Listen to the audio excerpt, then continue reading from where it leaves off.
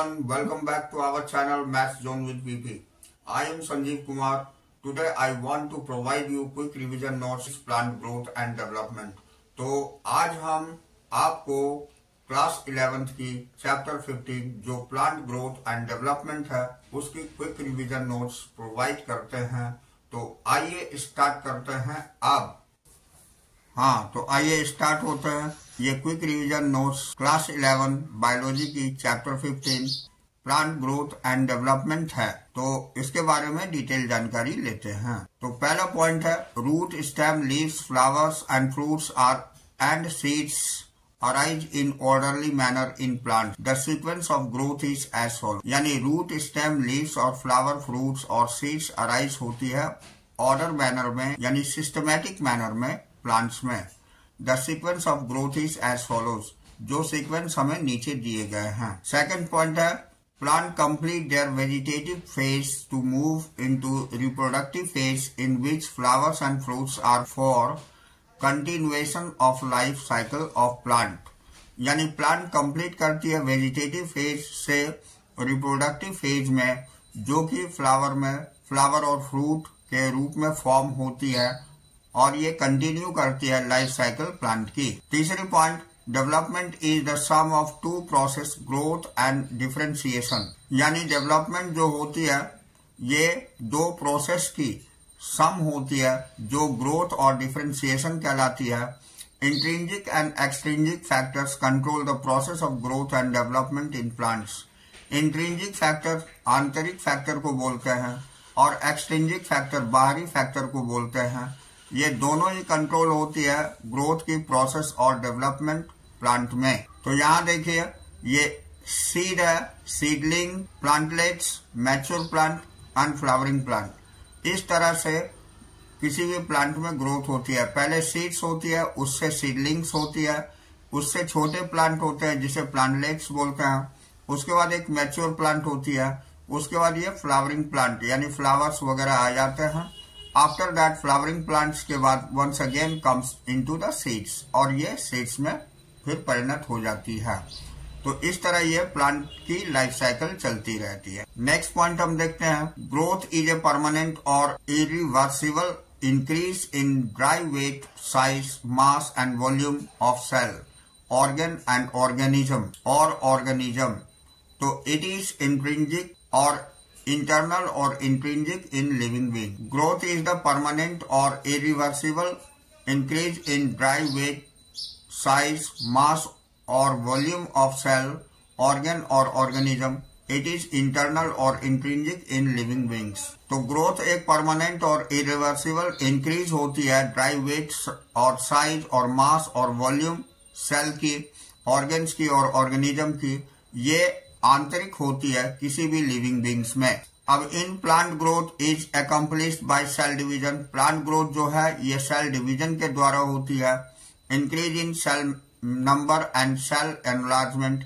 ये cell number और cell enlargement पर डिपेंड करती है। So growth is the quantitative phenomenon which can be measured in relation to time. इसलिए growth एक क्वांटिटेटिव फेनोमेनन है जो समय के अनुसार उसमें होती है। Next point plant growth is generally indeterminate. तो प्लांट ग्रोथ साधारणतः इनडिटर्मिनेट होती है due to capacity of unlimited growth throughout the life. ये अनलिमिटेड ग्रोथ होती है पूरी लाइफ तक प्लांट में। Meristematic tissues are present at the certain locality of plant body. Meristematic tissues जो है ये प्रेजेंट होती है सर्टेन लोकेलिटी में प्लांट बॉडी के। The plant growth in which new cells are always being added to plant body due to meristems is called open form of growth. तो plant growth जो नए सेल्स में होते हैं ये हमेशा प्लांट बॉडी के कारण होती है मेरिस्टेम्स में, जो ओपन फॉर्म ऑफ ग्रोथ कहलाती है। Next point, root apical meristems and shoot apical meristems are responsible for primary growth and elongation of plant body along the axis. यानी root apical meristems और shoot apical meristems ये responsible होती है प्रारंभिक growth के लिए और ये elongation of plant body along the axis. Axis में elongations के लिए. Intercalary meristems located at node produce buds and new branches in plant. तो intercalary मेरिस्टेम्स नोड्स पर लोकेटेड होती है जो प्रोड्यूस बर्ड्स और न्यू ब्रांचेस प्लांट्स की करती है। यहाँ आपको दिखाया गया है फिगर में, ये शूट एपिकल्स है और ये रूट एपिकल्स है। इसमें वेस्कुलर कैम्बियम और ये रूट एपिकल मेरिस्टेम्स यहाँ पाई जाती है, जबकि शूट एपिकल मेरिस्टेम्स यहाँ पाई जाती है। ये दोनों तरफ से ग्रोथ करती है प्लांट में। Next point, secondary growth in plant is the function of lateral meristems that is vascular cambium and core cambium. Secondary growth जो प्लांट में होती है उसका कार्य लैटरल मेरिस्टेम्स को वेस्कुलर कैम्बियम और कोर कैम्बियम में परिवर्तित करना होता है। अब ग्रोथ इज मेजरेबल, ग्रोथ को मापा जा सकता है। तो a cellular level growth is the increase in amount of protoplasm. Growth जो होती है प्रोटोप्लाज्म के इंक्रीज में होती है।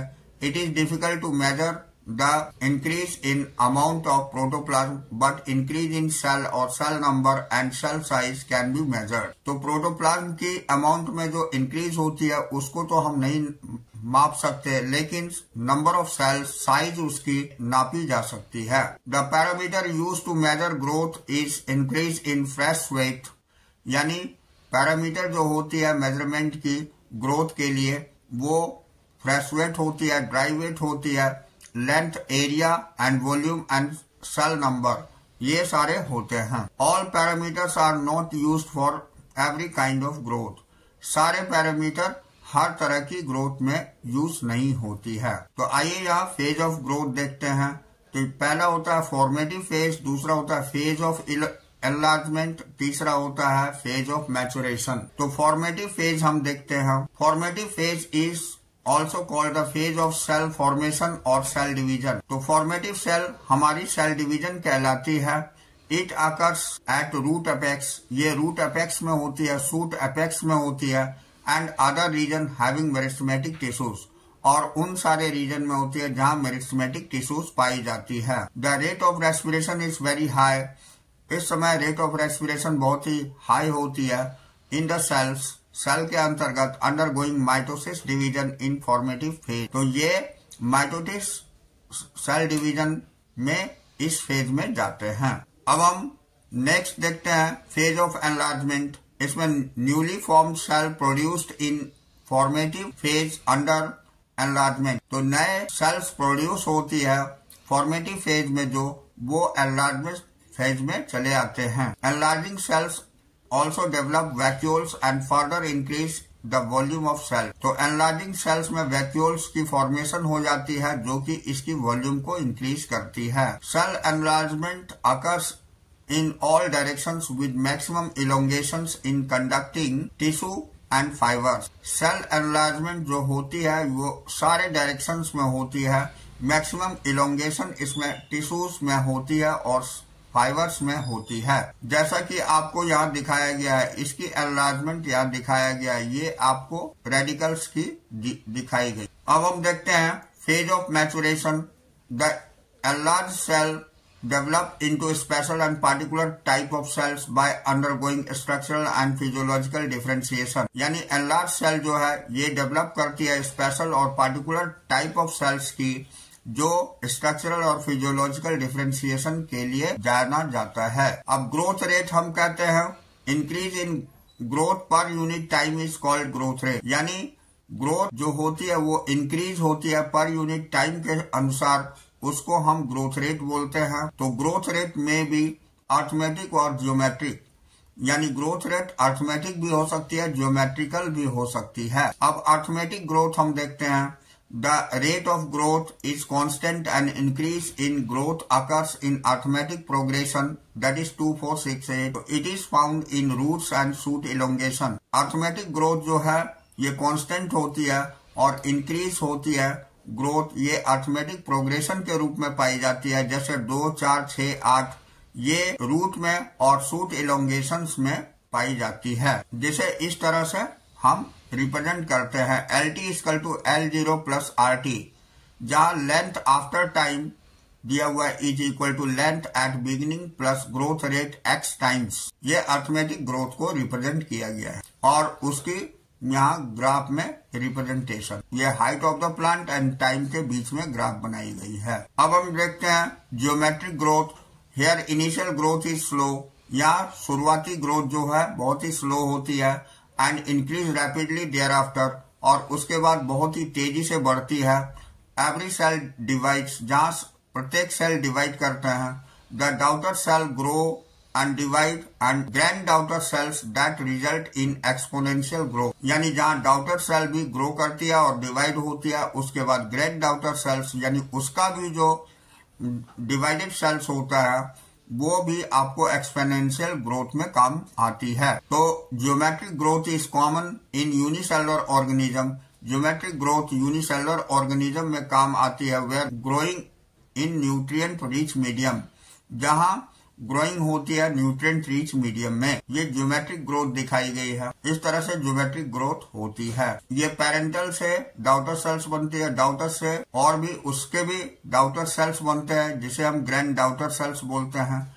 इस तरह फर्दर डेवलपमेंट होती रहती है। इसकी ग्रोथ आपको इस तरह से ग्राफ में रिप्रेजेंट करते हैं। ये टाइम और वेट ऑफ द ऑर्गन्स और साइज के आधार पर होती है। पहले ये एक्सपोनेंशियल फेज है, उसके बाद ये स्टेशनरी फेज है जहां ग्रोथ स्लो हो जाती है। Sigmoid growth curve consist of fast dividing exponential phase and stationary phase.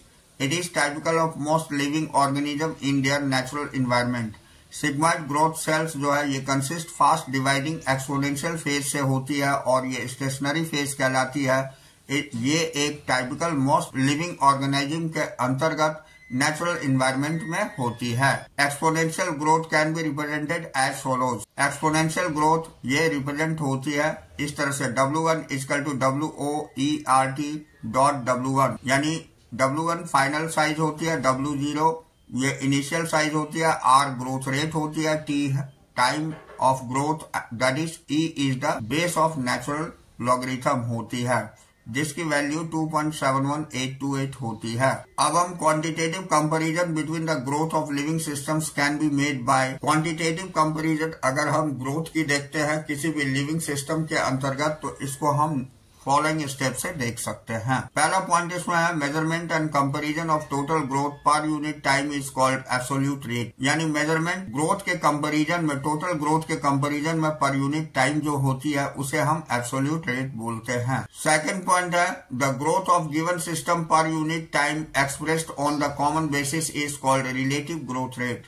यानी ग्रोथ जो दिए हुए होते हैं सिस्टम के अंतर्गत पर यूनिट टाइम में एक्सप्रेस करी जाती है कॉमन बेसिस पर, उसे हम रिलेटिव ग्रोथ रेट बोलते हैं। अब हम आपको कंडीशन फॉर ग्रोथ दिखाते हैं। तो necessary condition for growth includes water, oxygen and essential elements. Water is required for the cell enlargement and maintaining turgidity.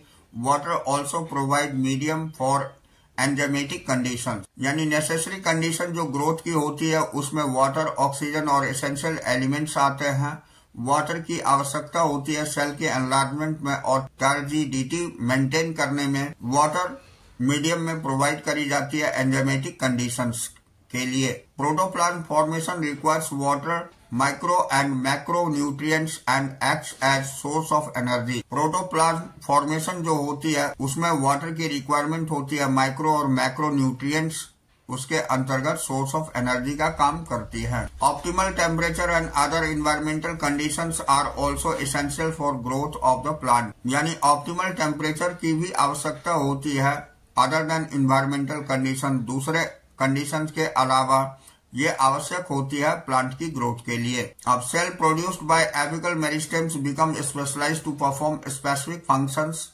This act of maturation is called differentiation. Cell जो produce होती है apical meristems से ये specialised functions को perform करती है। इस maturation को हम डिफरेंशिएशन कहते हैं। The living differentiated sales that have lost the ability of division can regain the capacity of division. This phenomenon is called de-differentiation. The living differentiated cells that have lost the ability of division can regain the capacity of division. This phenomenon is called de-differentiation. यानी differentiation cell की जो होती है वो पहले तो division loss कर जाती है, उसके बाद दोबारा से जो रीगेन करती है डिवीजन की कैपेसिटी को, इसे हम डी डिफरेंशिएशन बोलते हैं। फॉर एग्जांपल इंटरफेसिकुलर कैम्बियम और कोर कैम्बियम। इंटरकुलर कैम्बियम और कॉर कैम्बियम में देखी जाती है। Dedifferentiated cells mature and loss of capacity of cell division again to perform specific functions. This process is called री differentiation.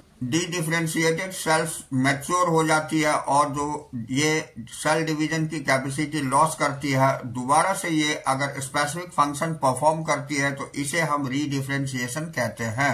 अब हम आते हैं डेवलपमेंट में। तो it is the sequence of events that occurs in the life history of cell, organ and organism, which includes seed germination, growth, differentiation, maturations, flowering, seed formation and sequences and senescences। Development में जो sequence होती है वो life history of sales से शुरू होती है, organ और ऑर्गन सिस्टम होती है, जिसके अंतर्गत जर्मिनेशन आती है, ग्रोथ आती है, डिफरेंशिएशन आती है, मैचुरेशन आती है, फ्लावरिंग आती है, सीड फॉर्मेशन और सेनेसेंस आती है। तो यहाँ इसको फ्लो चार्ट में सारी चीज क्लियर दिखाई गई है। तो यहाँ देखिए, ये मेरिस्टेमेटिक सेल से प्लाज्मेटिक ग्रोथ होती है, फिर डिफरेंशिएशन होती है, फिर एक्सपेंसेशन होती है, फिर मैचुरेशन होती है और मैच्योर सेल होती है, इसके बाद सेनेसेंस होती है, लास्टली ये डेड होती है और ये ग्रोथ कंटिन्यूअस इसकी थ्रू आउट द लाइफ होती है। अब हम आते हैं सीक्वेंस और डेवलपमेंट प्रोसेस प्लांट सेल के अंतर्गत। Different structure develop in different phases of growth as well as response to the environment. The ability to change under the influence of internal or external stimuli is called plasticity. ये heterophyly in cotton plant is example of plasticity। यानी different structure जो develop होती है different phases of growth के अंतर्गत as well as response environment, और जो environment में response होती है, The ability of change under the influence, इस ability, ये ability जो change होती है इस influence के अंतर्गत internal और external stimuli के लिए, इसे हम plasticity बोलते हैं और heterophyly cotton plant में पाई जाती है। ये example है plasticity की। अब हम plant growth regulators देखते हैं। तो plant growth regulators are simple molecule of diverse chemical compositions which may be indole compound, adenine derivatives और derivatives of carotenoids। यानी प्लांट ग्रोथ रेगुलेटर जो होते हैं ये सिंपल मॉलिक्यूल को डाइवर्ट कर देते हैं केमिकल कंपोजिशंस में, जहाँ की इंडोल कंपाउंड, एडेनिन डेरिवेटिव्स पाए जाते हैं और डेरिवेटिव्स ऑफ कैरोटीनॉइड्स होती है। इसके अंतर्गत auxin was isolated by F.W. Wendt from tips of coleoptiles of oat seedling. Auxin जो है आइसोलेटेड हुआ था, F.W. Wendt ने किया था। ये tips of coleoptile of oat के अंतर्गत सीडलिंग्स में देखा गया था। The bakanae disease of rice seedlings is caused by the fungal pathogen that is Gibberella fujikuroi. E Kurosawa found that this disease is caused due to the presence of gibberellin। इन्होंने देखा था कि ये disease gibberellin के कारण होती है। अब Skoog and Miller identified the crystallized and cytokinesis promoting active substance called kinetin। Skoog and Miller identified the crystallized and cytokinesis promoting active substance is called kinetin। तो स्कूग और मिलर ने identify किया था crystallized cytokinesis जो promote करती है active substance kinetin को। Plant growth regulator यहाँ देखते हैं, ये एक ग्रोथ प्रोमोटिंग होता है, दूसरा ग्रोथ इनहिबिटर्स होता है। तो ग्रोथ प्रोमोटिंग के अंतर्गत ऑक्सिन, जिब्रेलिन एंड साइटोकाइनिन आती है, जबकि ग्रोथ इनहिबिटर के अंतर्गत इथिलीन और एब्सिसिक एसिड्स आती है। तो ये सारे ग्रोथ में रिस्पॉन्सिबल होते हैं। यही सारे कॉम्पोनेंट्स है which is used for the growth of plant. ये हार्मोन कहलाते हैं। अब हम ऑक्सिन के बारे में देखते हैं। Auxin was first isolated from human urine. Auxin सबसे पहले ह्यूमन यूरिन से आइसोलेट हुआ था।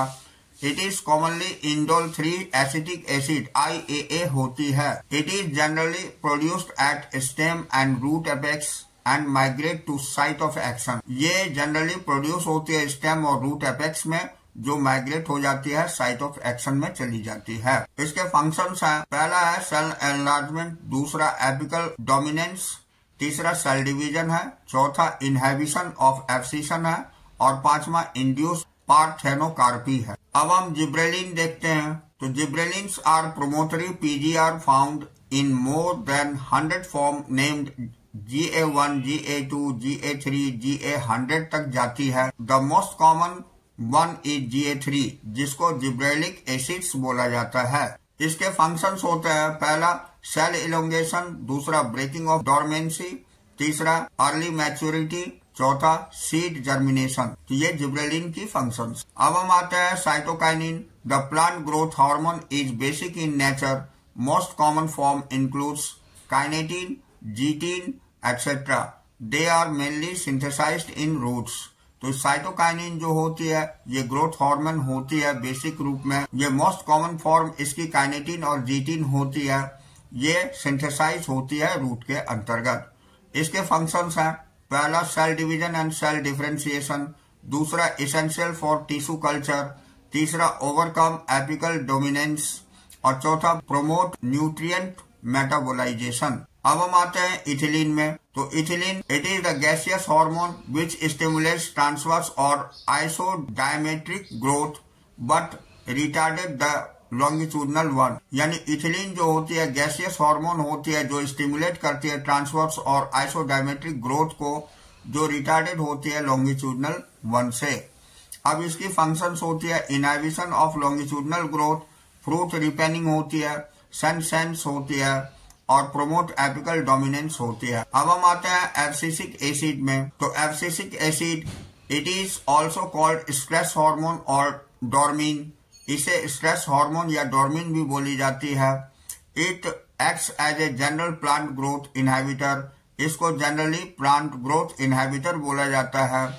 Abscisic acid is produced in root of the plant and terminal buds at the top of plant. Abscisic acid जो है ये प्रोड्यूस होती है रूट ऑफ द प्लांट यानी प्लांट की जड़ में और टर्मिनल बड में जो टॉप प्लांट की होती है। अब फंक्शंस में देखते हैं, फर्स्ट है बड डोरमेंसी, सेकंड लीफ सेंसेंस, तीसरी इंड्यूस पार्थेनोकार्पी, चौथा सीड डेवलपमेंट एंड मैचुरेशन। ये चार इसके फंक्शंस हैं। अब हम देखते हैं फोटोपेरियोडिज्म। तो फोटोपेरियोडिज्म है the effect of photoperiods or day duration of light hours on the growth and development of plant, especially flowering, is the photoperiodism. On the basis of photoperiodic response, flowering plants have been divided into following categories. यानी photoperiodism ये photoperiod यानी effect of light होती है, growth के लिए जो responsible होती है और ये डेवलपमेंट के लिए भी रिस्पॉन्सिबल होती है। खास करके फ्लावरिंग जो है ये फोटोपेरियोडिज्म के अंतर्गत आती है, इसे ही हम कहते हैं। On the basis of photoperiodic response, इसमें बेसिस फोटोपेरियोडिक रिस्पॉन्स के आधार पर फॉलोइंग फ्लावरिंग प्लांट को हम फर्दर डिवाइड कर सकते हैं नीचे दिए गए कैटेगरी में। अब हम देखते हैं, ये पहला है short day plant. The flower when photoperiod is below the critical period, continuous duration of light which must be exceeded in short day plant and should also be exceeded in long day plant in order to bring them flower. Example Xanthium, rice, sugarcane, potato etcetera. ये short day plant होती है। ये flower जो photo periods में होती है ये critical periods यानी कंटिन्यूअस ड्यूरेशन ऑफ लाइट में होती है। Must be exceeded in short day, ये शॉर्ट डे प्लांट में होती है। डे टाइम में होती है प्लांट के अंतर्गत in order to bring the flower, ये फ्लावर लाने के लिए होती है। जैसे एग्जांपल में जेंथियम में होती है, राइस में होती है, सुगरकेन और पोटैटो एक्सेट्रा में होती है। दूसरा हम देखते हैं, ये लॉन्ग डे प्लांट्स हैं।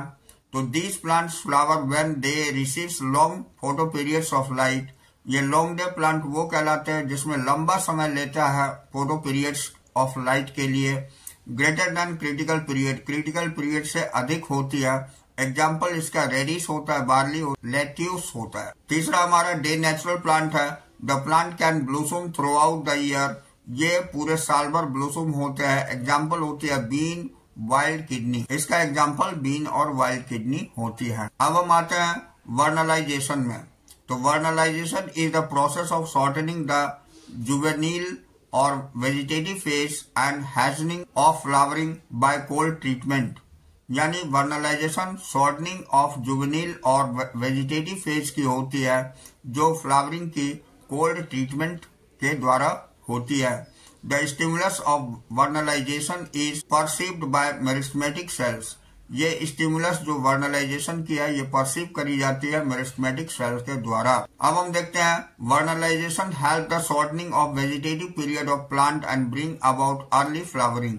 वर्नलाइजेशन जो है ये वेजिटेटिव पीरियड को शॉर्ट कर देती है और प्लांट में बहुत जल्दी फूल आ जाते हैं। It is applicable to temperate plants like wheat, rice, millets etcetera. ये एप्लीकेबल होती है टेम्परेट प्लांट्स में जैसे व्हीट, राइस और मिलेट्स के अंतर्गत आती है। तो यहाँ हम चैप्टर फिनिश करते हैं। तो that's all for today. We will meet again on the next class.